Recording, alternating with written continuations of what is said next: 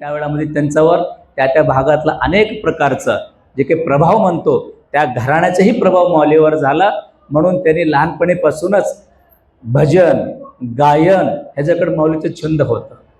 एवढं सुंदर माऊलीने गायन करायचं, एवढं सुंदर भजन माऊलीने करायचं तर सर्वांनी बसून ऐकावं।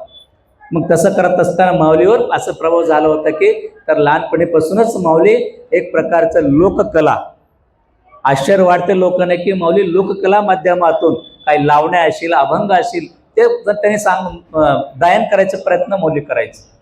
अनेक लोकांना वाटलं अशी ह्या लावण्या म्हणणारा एक जंगमपळातला मुलगा एवढा महान संत होईल असं कुणाला वाटलं नव्हतं।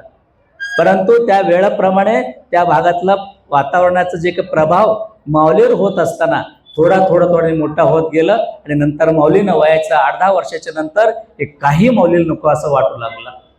मग तिथून मात्र त्याने परत मग आपण म्हणतो ना थोडा मुलगा फार खोटी करू लागलं तर आपण लगेच काय करतो परत गुरुकडे घेऊन येतो, आणतो का नाही।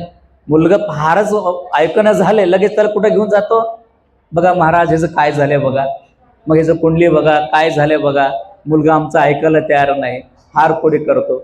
मग त्यावेळामध्ये तेच परिस्थिती होतं।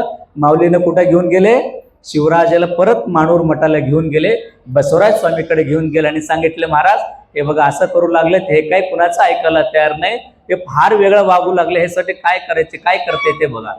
मग बसवराज स्वामी ओळखले होते, त्यांनी सांगितले हे तुमचा मुलगा नाही, जा म्हणले त्याला तिथं सोडा, तुम्ही घराकडे निघून जा म्हणले।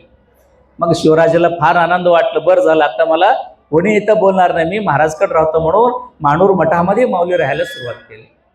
बघा मठा